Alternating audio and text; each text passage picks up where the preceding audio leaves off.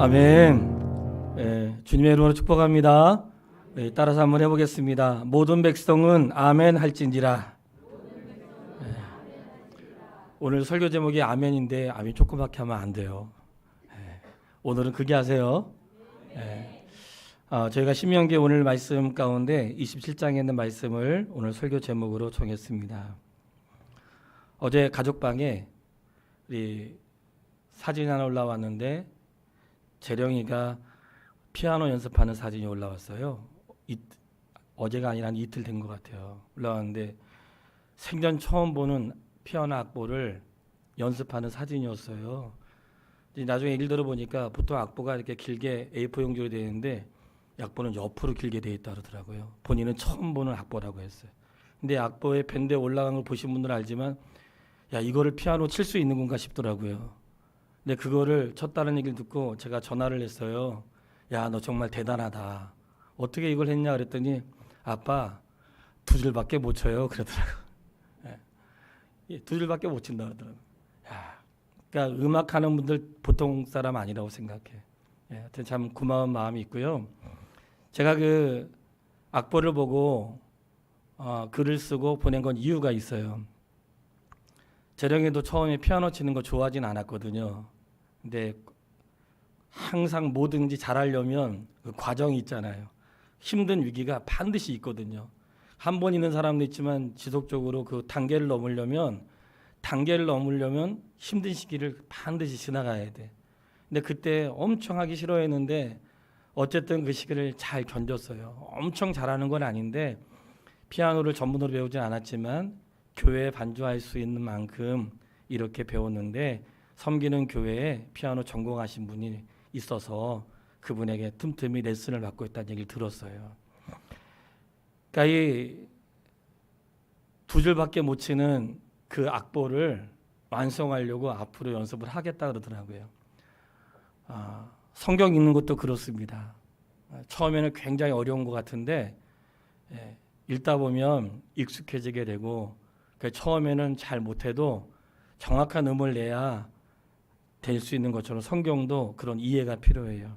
그래서 우리가 성경 한 번 읽고 2번 읽고 그런 과정이 지금은 조금밖에 이해하지 못해도 자꾸 읽고 듣다 보면 어느 날 하나밖에 이해가 안 되는데 막 구약이 이해가 되고 신약이 이해가 되고 성경 전체가 이해가 되는 날들이 반드시 올 줄 믿습니다. 포기하지 말고 이제 2줄밖에 안 한 사람도 있으니까 계속해서 연습하면서 하나님의 말씀을 가까이 하는 우리 믿음의 사람 되기를 주님의 이름으로 축복합니다. 더와요. 이럴 때 또 말씀을 드리면 처음에 성경에 저희가 매일 밴드에 큐티 하면서 글을 올리는데 처음에는 글을 쓰는 분들이 많은데 갈수록 한 사람씩 줄어요. 그리고 요즘에는 어른들은 거의 안 해. 학생들만 하고 하라고 하면 대답은 잘하는데 잘 안 하고 어떤 분은 대답하면 해야 되니까 대답을 안 하세요. 밴드에 글을 올리는 것은 늘 말씀드리지만 누구 보라고 올리는 게 아니고 자기 신앙 고백이에요.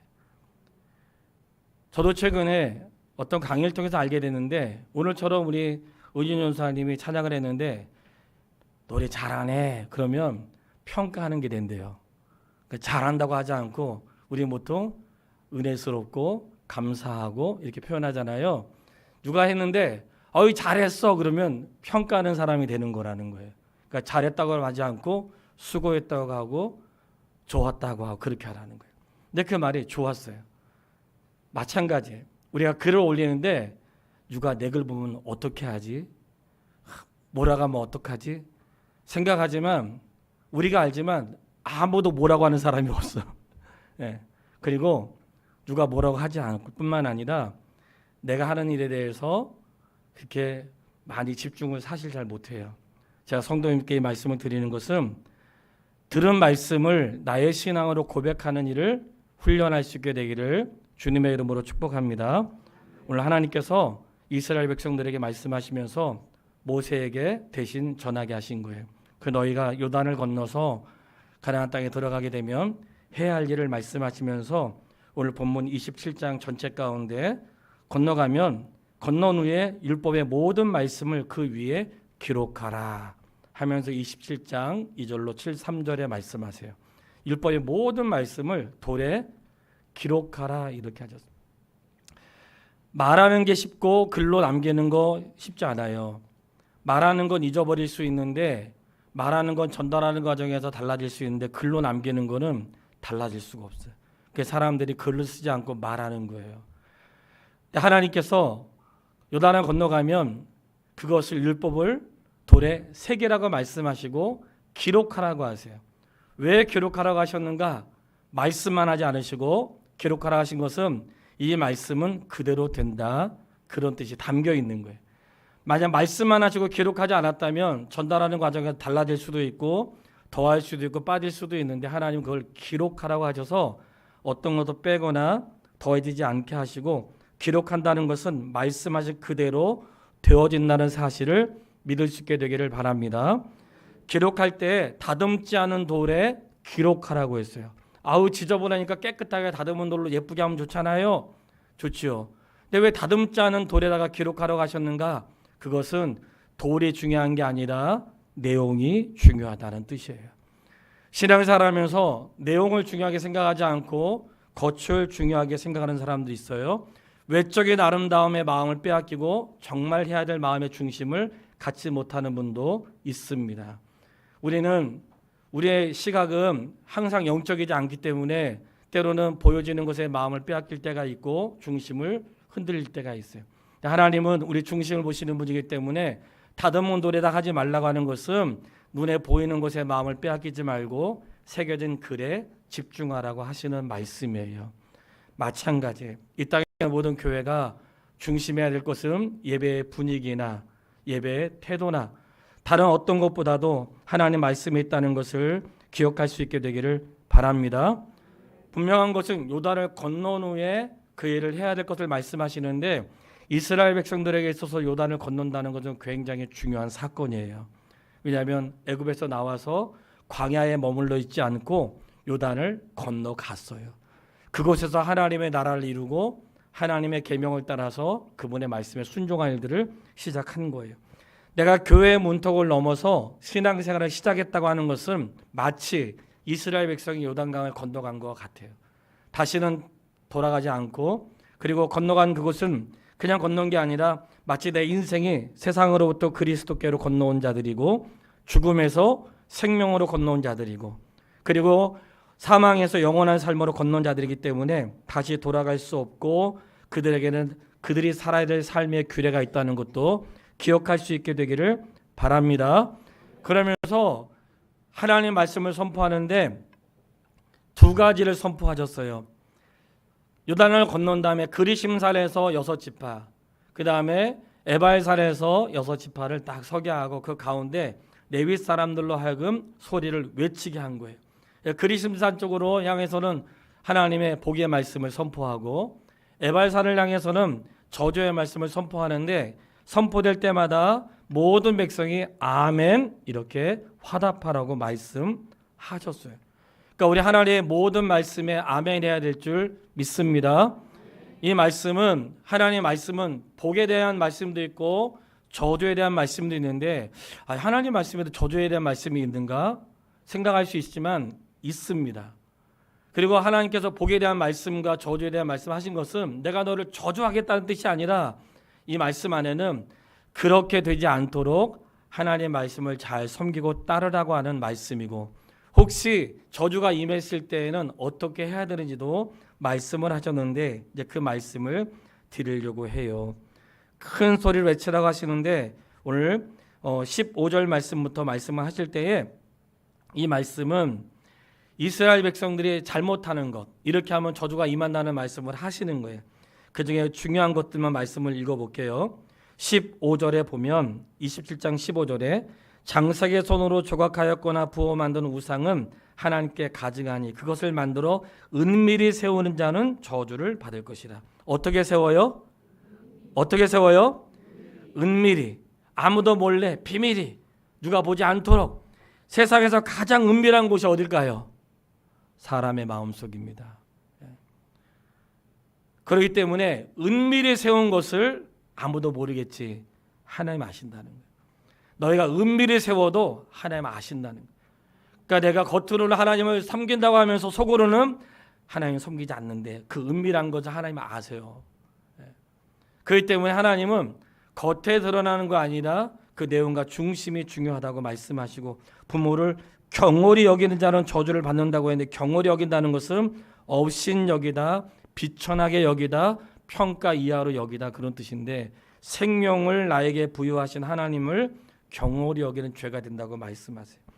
이웃의 경계표를 옮기는 자는 저주를 받는다는 것은 이웃의 재산을 침해하는 것을 엄격하게 말씀하시고, 맹인들에게 길을 잃어버리게 하는 자들은 저주를 받는다는 것은 약한 사람을 괴롭히거나 약한 사람을 통해서 이득을 취하는 사람을 하나님이 저주하겠다, 이렇게 말씀하시는 거예요. 객이나 고아나 과부의 송사를 억울하게 한다는 것은, 억울하다는 것은 비틀다, 빗나가다는 뜻이 있는데, 하나님의 뜻에 빗나가게 하는 것들에 대해서 하나님이 물어보시겠다고 말씀하시는 거예요. 하나님은 공의로우신 분인데, 하나님의 공의는 사랑도 있지만 잘못한 거에 대하여 책망하신다는 말씀이 있다는 것을 기억할 수 있게 되기를 바랍니다. 20절부터는 성범죄에 대해서 집중적으로 말씀하세요. 이거는 아무리 얘기해도 지나침이 없고, 근데 우리가 이런 말씀할 때 그런 성범죄를 범한 사람은 어떻게 되는가? 범한 사람에 대해서도 말씀하세요. 그러니까 범한 사람은 다시는 그리하지 않도록 결단할 수 있는 용기가 있게 되기를 바랍니다. 성범죄를 말씀하시면서 20절로 23절에 집중적으로 말씀하시는데, 왜 그런가? 성적인 것은 결혼 제도 안에서만 즐거움을 누리라고 한 것이고, 아이 이제 뭐 성인 되는데 내 마음대로 해도 되죠. 그것은 세상에선 통할 수 있는데 하나님의 법이 아니라는 것은 기억해야 되고, 왜 그렇게 했는가? 신랑과 신부가 한 몸인 것처럼 그리스도와 교회는 한 몸이기 때문에 그게 비밀이라는 거예요. 그러니까 내가 그리스도와 교회가 한 몸이 되기 때문에, 특히 제사를 통해서 변태적인 성행위를 하거나 신성을 모독하거나 짐승과 교합하는 사람은 하나님의 형상대로 지음받은 인간을 하찮은 것으로 여기게 되니 우리가 그런 것들에 대해서 주의해야 되겠습니다. 살인하지 말라고 하신 것도 어떠한 살인도 정당화될 수 없다는 걸 말씀하시면서, 이 모든 죄에는 공통점이 있는데 잘 드러나지 않게 한다는 거예요. 죄의 공통점은 잘 드러나지 않는 데 있어요. 그러나 여러분, 우리가 기억해야 돼요. 세상에는 사람들을 잡으려고 CCTV가 판결하기 위해 있고, 또는 우리가 뭐 하루 종일 그렇게 사는데, 하나님에게는 굳이 이런 CCTV나 이런 게 필요가 없죠. 주님 모르시는 게 없기 때문에 이 말씀 안에는 하나님이 내가 어느 자리에 있든지 하나님의 뜻대로 사는 거룩한 백성이 되기를 주의 이름으로 축복합니다. 이런 모든 말씀을 선포할 때 모든 백성은 아멘 할지어다. 아멘 한다는 것은 진짜로 그렇습니다, 정말로 믿습니다, 이것은 확신하고 확신도 하고 신하는 것인데, 확신만 하는 것이 아니고 아멘 한다는 것은 그렇습니다 이렇게 끝나는 게 아니라, 그리고 그렇게 살겠습니다, 여기까지 가는 거예요. 아멘 한다는 것은 믿습니다도 되지만 그 다음에는 그렇게 믿음으로 살겠습니다, 이렇게 고백이 되는 거예요. 그렇기 때문에 모든 자에게 아멘 하라 말씀하시면서, 이 아멘은 선택사항이 아니에요.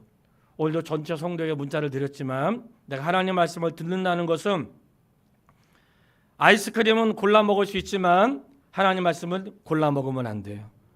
하나님 말씀, 모든 말씀을 생명의 말씀으로 받는 것이고, 내가 음식도 좋아하는 것이 있고 싫어하는 것이 있지만 하나님 말씀은 모든 것이 내 삶에 유익한 말씀이기 때문에 거절할 수 없습니다.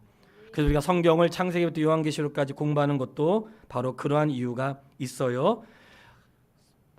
밴드에 다 올라갔기 때문에 요약하여 짧게 세 가지로 말씀드리겠습니다. 첫 번째는 순종하는 자에게 주시는 복이고, 두 번째는 거절하는 자에게 주시는 저주고, 세 번째는 거절하는 자에게 주시는 또 다른 메시지가 세 번째 나와요. 그거를 정리하여 말씀드리도록 하겠습니다. 28장 1절로 2절 말씀을 같이 읽겠습니다. 28장 1절로 2절. 내가 내 하나님 여호와의 말씀을 삼가 듣고 내가 오늘 내게 명령하는 그의 모든 명령을 지켜 행하면 내 하나님 여호와께서 내가 세계 모든 민족 위에 뛰어나게 하실 것이라. 내가 내 하나님 여호와의 말씀을 청종하면 이 모든 복이 내게 임하며 내게 이르리니. 이 사실을 믿으세요. 이 말씀은 개인과 가족과 민족에게 다 동일한 거예요. 내가 너에게 내 말씀을 청종하면 복을 준다는 말씀은 개인도 가족도 민족도 다 해당이 되는데, 여기서 듣는다고 하는 것은 하나님 말씀을 귀 기울여 듣는 것인데, 듣는 자에게 이른다는 것은 내가 복을 구하지 않아도 하나님 말씀대로 살면 복이 임한다는 거예요. 하나님 복 주세요, 복 받고 싶어요, 이렇게 구하지 않아도 하나님 말씀대로 사는 것 자체가 복의 통로이기 때문에 내가 복을 구하지 않아도 하나님 말씀대로 살 때 복이 임한다고 말씀하시는 거예요. 그러니까 성도는 복을 구하는 자가 아니라 말씀대로 살 때 복을 받는 자가 되는 거예요. 주시는 분이 하나님이시기 때문에 우리는 복을 구하는 자가 아니고 하나님의 뜻대로 사는 자에게, 그가 개인과 가정과 민족에게 복을 주시겠다는 거예요. 그러면 내 개인과 가정이 하나님 앞에서 복받는 삶을 살려면 어떻게 해야 되겠어요? 그분의 말씀을 들어야죠. 우리나라가 복받는 삶을 되려면 경제가 잘 되고 국방이 튼튼하고 그리고 가난한 사람들이 없어지는 게 아니고요. 하나님 말씀대로 잘해야 국가가 건강해지고 복받는다는 것도 기억할 수 있게 되기를 바랍니다. 하나님을 경외하지 않는데 잘 되는 사람이 있고 하나님을 경외하지 않는데 잘 되는 나라도 있죠. 그거는 잘 되는 게 아니고 망하는 길인 거예요. 내가 잘 되는 것 때문에 하나님 의지하지 않게 되고, 거봐 예수 안 믿어도 잘 되잖아. 잘 돼요, 사는 날 동안에. 그러나 우리의 인생은 여기서 끝나지 않기 때문에 성경의 말씀을 분명히 하고 있어요. 예수 믿는 것은 물질로 복받는 것이라고 생각하는 것을 갖고 있으면 안 됩니다. 하나님은 물질도 주실 수 있고 물질을 주지 않으실 수도 있어요. 때로는 신앙의 유익을 위해서 주시기도 하지만 거두시기도 하세요. 우리에게 진짜 중요한 것은 물질에 대한 모든 복은, 내 삶의 물질에 대한 모든 복은 하나님께 맡기고 나는 날마다 그분과 동행하는 것에 힘쓰면 그 결과를 아름답게 하십니다. 내가 복을 쫓아가는 게 아니고 말씀대로 살고 그냥 결과를 주께 맡기세요. 내가 진짜 해야 될 것은 복을 받으려고 애쓰는 게 아니고 하나님과의 관계를 날마다 좋게 하는 것이에요. 그러면 그 안에서 하나님이 내 삶을 아름답게 인도하시는 은혜가 있다는 것을 기억할 수 있게 되기를 바랍니다. 우리가 잘 알고 있는 말씀 3절부터 너가 성읍에 들어가도 복을 받고 들에서도, 성읍에서도 복을 받고 들에서도 복을 받는데요. 성읍은 사람들이 많이 모인 곳인데 많이 모인 곳에서 내가 눈에 띄도록 복을 받게 하신다는 것이고, 들은 사람들이 없는 곳이에요. 사람들이 없는 곳에도 다른 사람 느끼지 못해도 내가 너에게 복을 주겠다는 거예요. 사람이 있으나 없으나 상관이 없다는 거예요.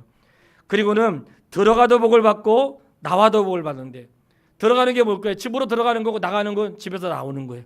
내 하루의 삶이 집 밖으로 나갔을 때 집으로 나가서도 하나님이 그의 인생을 복되게 하시고, 하루의 인생을 마치고 집으로 돌아와서 쉬는 가운데도 하나님이 복을 주시겠다고 말씀을 하세요. 하나님에게는 어떤 장소가 중요한 게 아니에요. 장소가 아니라 늘 그분 앞에 사는 것입니다. 민족을 향해서 말씀하세요. 우리가 국가를 위해 기도할 때 바로 이런 이유 때문에 기도하는 거예요. 28장 7절 같이 읽겠습니다. 여호와께서 너를 대적하기 위해 일어난 적군들을 내 앞에서 패하게 하시리니 그들이 한 길로 너를 치러 왔으나 내 앞에서 7길로 도망하리라. 아멘. 그러니까 적군이 쳐들어왔는데 7길로 도망간대요. 그리고 이 8절에는 여호와께서 명령하다 내 창고와 내 손으로 하는 모든 일에 복을 내리시고, 자, 내 손으로 하는 모든 일에 복을 내리시고, 내 손으로 하는 모든 일에 복을 내리시고, 내 손이 뭘 해야 되겠네요. 내 손으로 하는 모든 일에 복을 내리시고. 성도님, 아무것도 하지 않으면서 주의 은혜를 기대하면 안 됩니다. 내 손으로 하는 모든 일이라고 하는 것은 내가 믿음으로 선한 일을 행하는 거예요. 나는 손을 아무것도 하지 않고 하나님 주 뜻대로 살겠습니다 하는 것은 그는 주 뜻대로 하지 않겠다는 거와 똑같은 거예요. 내 손으로 하는 일. 제가 최근에 어떤 이제 매스컴이나 대화를 통해서 아는 것도, 세상에 하버드 대학에 만점 맞고도 떨어진 학생이 있더라고요. 우리나라 학생이라는데 만점 받았는데 학교에서 합격을 안 시켜준 거예요. 소송을 걸었대요. 만점 받았는데 왜 안 시켜주냐고. 그래서 소송 걸었는데 이겼을까요? 졌을까요? 졌어요. 학생이. 만점 받아도 들어갈 수 없는 데가 하버드래요. 왜 그런가? 너는 너만 위해 살았잖아. 그래서 우리 학교에 들어올 자격이 안 된다는 거야. 야, 하버드도 그런데 우린 좀 더 수준이 높잖아요. 안 믿으시네? 하버드 대학 들어가는데도 열심히 했는데 자기만 위해 살아는 사람은 못 들어가는데 우리는 다 우리만 위해 살지 않잖아요. 그러니까 내 손으로 하는 일에 복을 내리시고는 성도 여러분, 내 손이 뭔가 해야 되는 거예요. 예수 믿으면서 게으르게 살면 안 됩니다. 그거 죄를 짓는 거예요. 어떤 일이든지 선한 일에 힘쓰세요. 우리 어르신들 정말 감사한 거는 수요일 날 열심히 모여요. 이미 평상시도 열심히 살았지만 수요일 날 그 모이는 것이 밥 때문에 모이는 건 아니잖아요. 체육자 집사님이 권사님이 밥을 맛있게 해가지고 이거 안 먹으면 한 주일 동안 내가 굶어 죽으니까 모이는 거 아니잖아. 내가 그 자리에 가서 기도할 제목에 동참하고 이게 내 손이 하는 일을 쉬지 않는 거예요. 그렇다면 성도 한 사람 한 사람의 생애를 사는 날 동안에 손을 쉬지 마세요. 특히 젊은 사람들, 이 젊음을 놀리지 마세요. 젊음을 놀리지 말고 내가 주를 향해 선한 마음을 가질 때 하나님이 그 손을 복되게 하십니다. 분명히 말씀하시는 것은 8절에서 여호와께서 명령하셨어요. 누구에게 명령하셨냐면 여호와께서 명령을 했는데 내 창고와 내 손으로 하는 모든 일에 복을 내리고 내 하나님 여호와께서 내게 주신 땅에서 내게 복을 주신다는 것은 여호와께서 복에게 명령하신 거예요. 야, 내 손으로 한 저 사람에게 복이 임하라고 하나님 명령하셨다는 거예요. 그러니까 분명한 것은 우리 손으로 일을 하는 게 맞는 것이고 하나님이 많게 하신다고 말씀을 11절에 하셨고 12절에는 하늘의 아름다운 보고를 여시사 하나님의 창고가 열렸대요. 누가 그러더라고요? 봉투 열렸네 그러더라고. 얼마나 들었겠어 그 봉투에. 누가 저한테 봉투를 이만한 걸 준 거예요. 우리도 만져보면 대충 알잖아. 이게 얼마인지. 딱 만져보니까 한 200만 원 되겠더라고. 열어봤는데 50만 원이야. 만 원짜리가 아닌 거야. 알잖아요. 여러분 봉투 열려야 얼마나 열리겠어. 하늘의 창고를 열어주신대요. 누구에게 열어주시는가? 하나님을 신뢰하는 자에게 하늘의 창고를 열어주셔서 때를 따라 주신다고 하니까 하나님을 걱정하지 마시고 나의 믿음을 염려할 수 있게 되기를 바랍니다. 심지어는 우리가 잘 고백하고 있는 것은 13절에 너를 머리가 되고 꼬리가 되지 않게 하시며 위에만 있고 아래에 있지 않게 하신대요. 우리가 이 말만 좋아하지 앞에 순종하는 말을 안 좋아하잖아. 그러니까 기도할 때 하나님 머리가 되고 꼬리가 되지 않게 해주세요 하는데 아무것도 안 해. 그러면 말씀대로 되는데 나한테는 안 될 거예요. 항상 말씀에는 그 앞에 어떤 동기가 있는 거예요. 말씀하세요.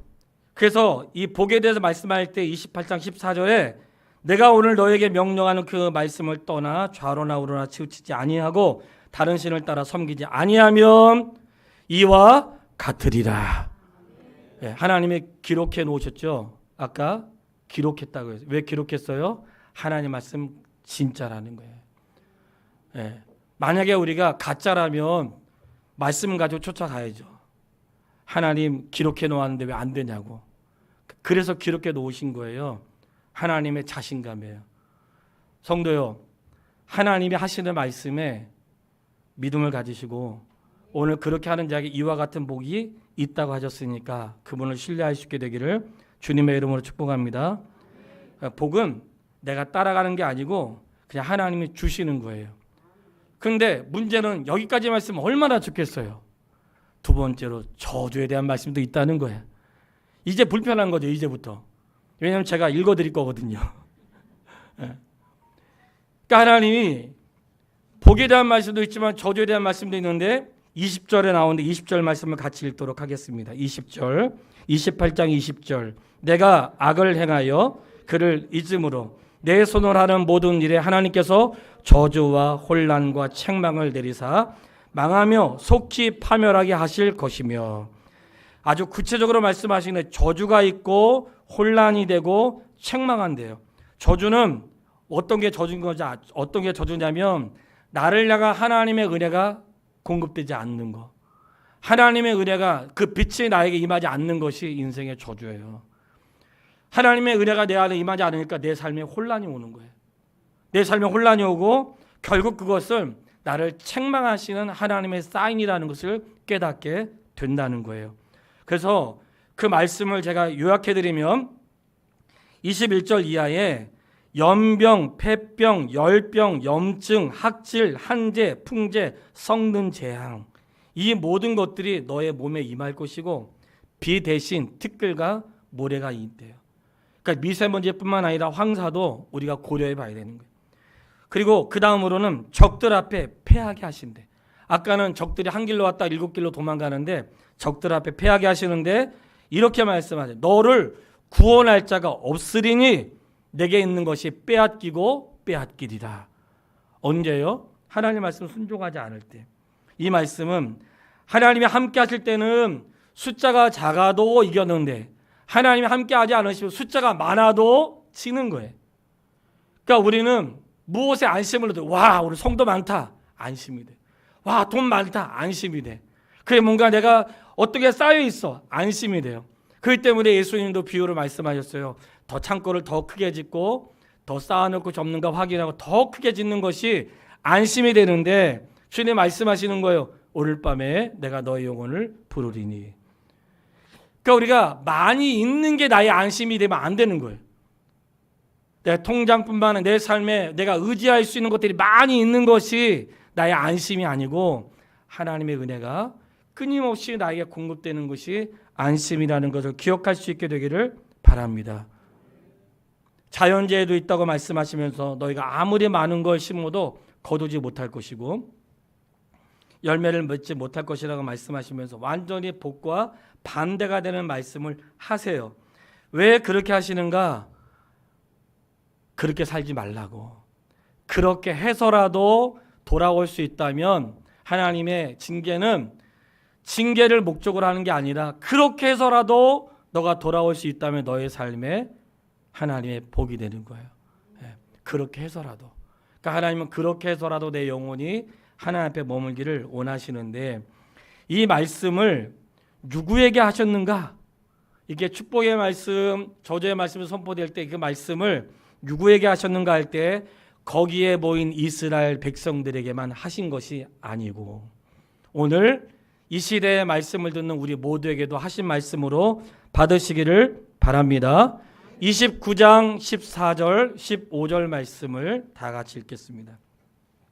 29장 14절 15절 다 같이 읽습니다. 내가 이 언약과 맹세를 너에게만 세우는 것이 아니라 오늘 우리 하나님 여호와 앞에서 우리와 함께 여기 서 있는 자와 오늘 우리와 함께 여기 있지 아니한 자에게까지이니. 할렐루야. 여기에 서 있는 사람과 여기 서 있지 않는 자들에게도 이 말씀은 그 시대의 말씀을 듣는 사람만이 아니라 아직도 태어나지 않는 수많은 사람들에게도 동일한 말씀이라는 거예요. 나 하나님 말씀 듣지 못했는데 듣지 못했을지라도 말씀은 동일한 거예요. 하나님 말씀은 그 자리에 서 있는 사람들에게만 임하는 것이 아니라 이후에 모든 사람들에게도 동일한 말씀인 거예요. 이 언약이라고 하는 건데 하나님이 그 시대에 살아있는 사람들에게만 약속한 것이 아니라 앞으로 주님 오시는 날까지 태어날 수많은 믿음의 사람들과 하신 약속이라는 것을 기억할 수 있게 되기를 바랍니다. 자, 그럼 세 번째 문제는 그렇게 살지 못했을 때 정말로 그 재앙이 내게 임한 거예요. 병이 생기고 전염병이 생기고 그리고 사람들이 막 힘들어가고 포로로 잡혀가고 있는 걸 빼앗기고 나를 구원할 자가 없는 상황이 생겨서 실제 이스라엘 백성이 그랬죠. 그래가지고 실제로 북이스라엘이 아수르에 망하고 남유다가 바벨론에 망하고, 그리고 AD 70년에는 로마의 이스라엘이 완전히 망해요. 그런데 실제 그런 일이 있는 이런 때에 실제로 내 삶에 그런 일이 일어났어. 정말 내가 하나님 말씀 떠나가지고 내 삶에 그런 위기가 왔어요. 그때 어떻게 해야 되는지를 말씀해 주었어요. 30장 1절로 2절 말씀, 세 번째 메시지가 되겠어요. 30장 1절로 2절 같이 읽겠습니다. 내가 내게 진술한 모든 복과 저주가 내게 임함으로 내가 내 하나님 여호와께로부터 쫓겨간 모든 나라 가운데서 이 일이 마음에 기억이 나거든 너와 내 자손이 내 하나님 여호와께로 돌아와 내가 오늘 내게 명령한 것을 온전히 따라 마음을 다하고 뜻을 다하여 여호와의 말씀을 청정하면 할렐루야. 자, 여기서 중요한 단어가 있어요. 쫓겨났는데 내가 쫓겨난 자리에서 기억나거든. 내가 쫓겨난 자리에서 기억나거든. 탕자가 다 잃어버리고 기억이 났어요. 내가 아버지가 있지. 아버지께로 가야지. 그게 하나님의 은혜예요. 어떤 사람은 기억이 안 나. 이러다가 죽지 뭐. 내 팔자가. 이런 사람도 있을 수 있어. 근데 기억나거든. 이 말은 너가 쫓겨난 자리에서 기억나거든. 기억난다는 뜻은 따라해 보세요. 본래의 자리로 돌아가다. 기억난다는 것은 본래의 자리로 돌아가는 거예요. 아, 하나님께서 이렇게 말씀하신 자리가 있지. 우리에게 아버지가 계시지. 기억한다는 것은 본래의 장소로 돌아가는 거예요. 그러니까 회개는 뭐예요? 회개는 뉘우치는 게 아니고, 뉘우치는 것은 첫 번째, 그 다음에 돌아가는 게 회개인 거예요. 회개했다고 하는 것은 내가 잘못했습니다가 아니고 내가 잘못한 걸 시인하고 원래의 자리로 돌아가는 것까지가 회개라고 하는 거예요. 내가 누군가에 잘못했다면 늘 말씀드리죠. 잘못했다고 말하고 본래의 관계를 회복할 수 있도록 힘쓸 수 있게 되기를 바랍니다. 수없이 이런 것들이 한 번이 아니라 이스라엘은 수도 없이 있었고, 광야에도 수도 없이 있었고, 우리도 수도 없이 그 일을 해요.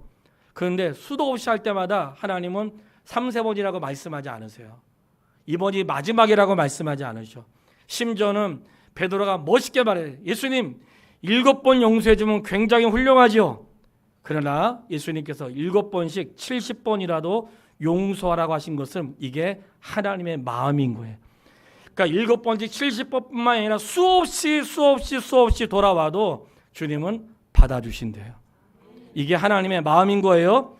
돌아오는데 내가 돌아온 마음을 돌이켜서 본래로 가면 하나님이 30장 3절로 4절에 말씀하시네. 다시 돌아오게 하시고 모이게 하시고 인도하신대요. 이스라엘 백성들이 포로에서 돌아올 때 돌아오는 길을 예비하시고, 돌아오는 길에 그냥 돌아오지 않고 성전을 지을 수 있도록 많은 것들을 부여받아 돌아오게 하시고, 돌아오는 길에 방해하는 사람도 있고 성전을 짓는데 거절한 사람도 있었으나 그 능히 성막을 건축하고 성벽을 재건할 수 있는 기회를 주신 것은 내가 돌아왔다는 자체가 하나님의 은혜인 거예요. 늘 기도하는 것은 신앙생활하다가 중단하신 분들, 코로나 때 중단하신 분들이 돌아왔을 때에 기쁨으로 받아주시기를 바랍니다. 그동안 왜 안 왔어? 어떻게 살았어? 그딴 거 물어보지 마시고, 궁금하지도 않은 거, 그런 거 물어보지 말고, 이제는 정신 차리고 나가지 말아야지. 그러면 또 나간다고. 그러지 말고, 지난 날에 대해서 묻지 말고, 잘 왔다고.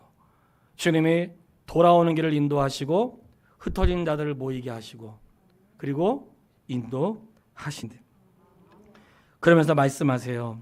하나님께서 하실 말씀은 11절에 내가 오늘 내게 명령한 이 명령은 내게 어려운 것도 아니요 먼 것도 아니라.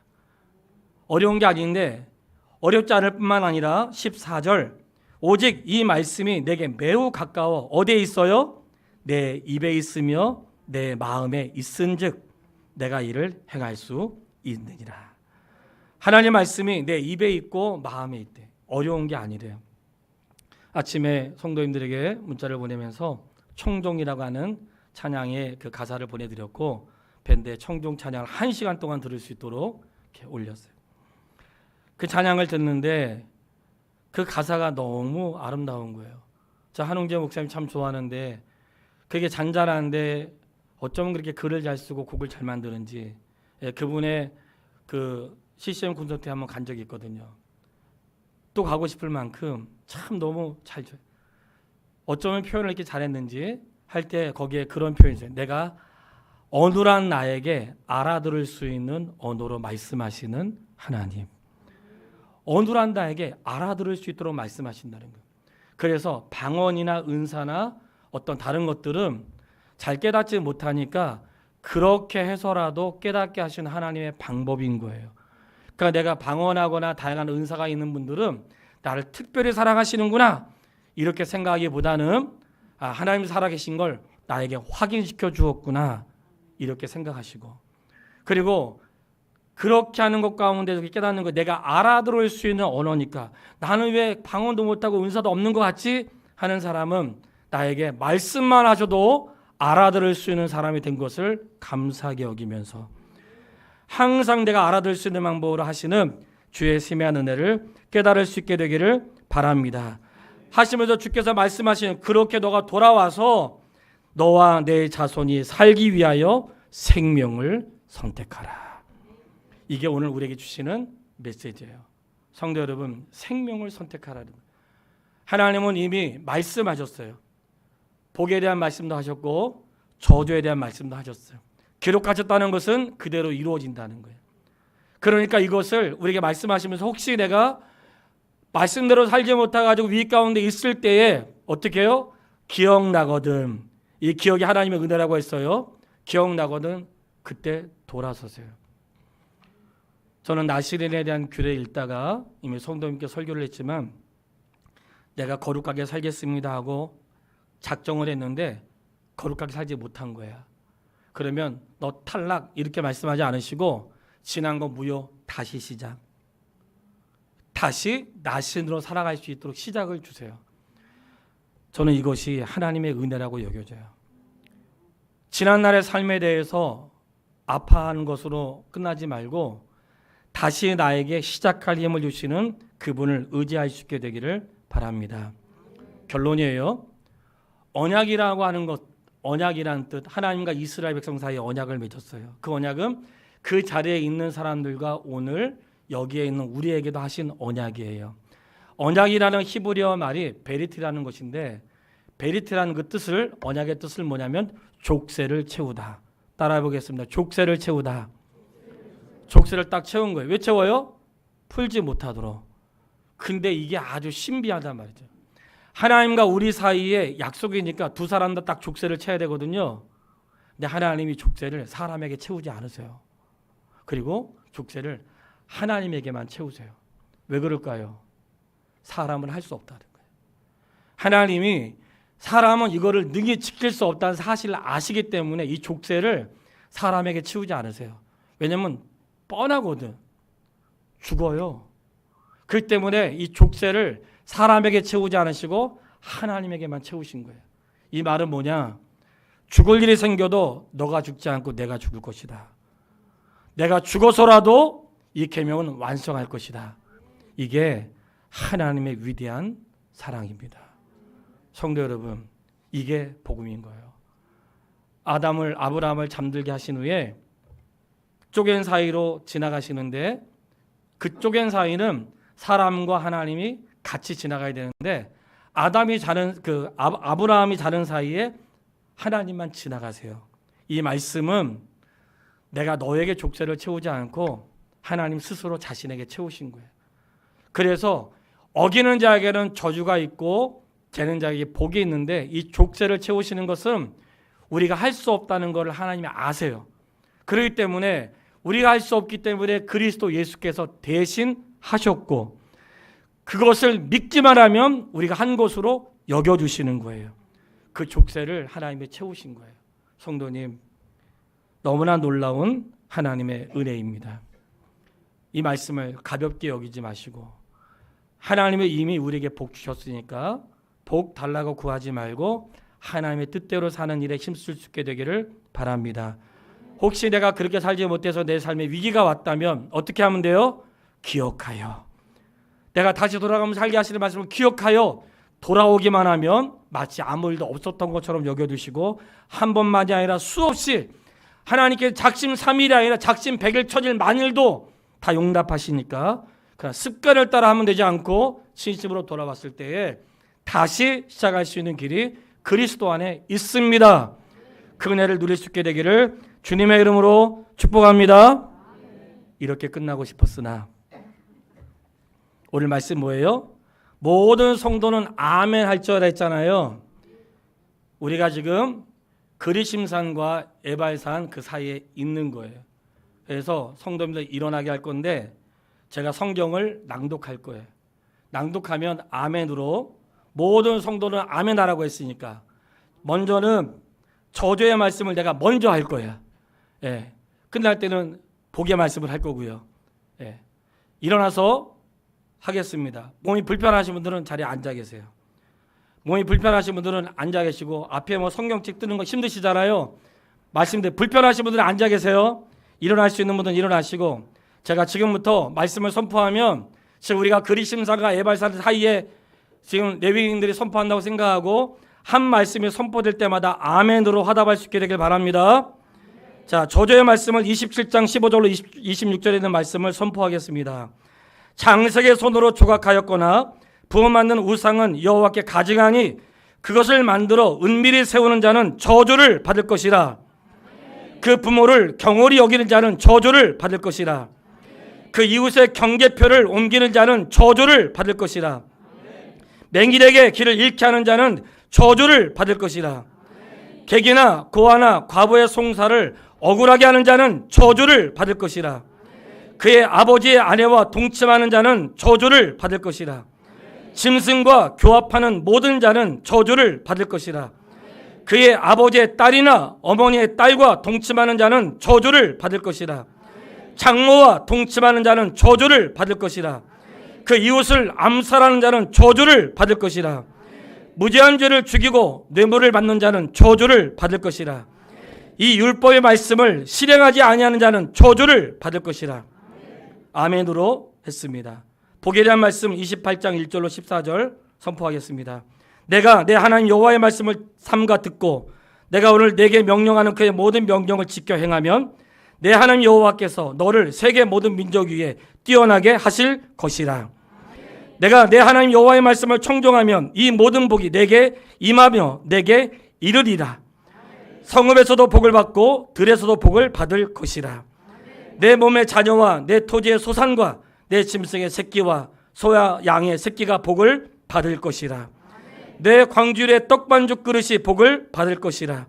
내가 들어와도 복을 받고 나가도 복을 받을 것이라. 여호와께서 너를 대적하기 위하여 일어난 적군들을 내 앞에서 패하게 하시리라. 그들이 한 길로 너를 치러 왔으나 내 앞에서 7길로 도망하리라. 내 창고와 내 손으로 하는 모든 일에 내게 주시는 땅에 복을 주시리라. 여호와께서 내게 맹세하신 대로 너를 세워 자기의 백성이 되게 하시리라. 땅의 모든 백성이 여호와의 이름이 너를 위하여 불리는 것을 보고 너를 두려워하리라. 여호와께서 내게 복을 주사 내 몸의 소생과 가축의 새끼와 토지의 소산을 많게 하시리라. 너를 위하여 하늘의 아름다운 보고를 여시사 내 땅에 때를 따라 비를 내리시리라. 내가 많은 민족에게 꾸어줄지라도 너는 꾸지 아니할 것이라. 여호와께서 너의 너를 머리가 되고 꼬리가 되지 않게 하시리라. 위에만 있고 아래에 있지 않게 하시리라. 내가 오늘 내게 명령하니 모든 명령을 떠나 이 모든 말씀을 따라 떠나 좌로나 우로나 치우치지 아니하고 다른 신을 따라 섬기지 아니하면 이와 같으리라. 서 있는 상태로 기도하겠습니다.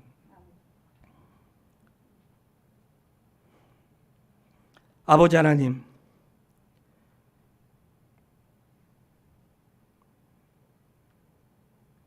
거기 서 있는 이스라엘 백성들에게 하셨던 말씀을 오늘 여기 서 있는 저희들에게 하시니 감사합니다.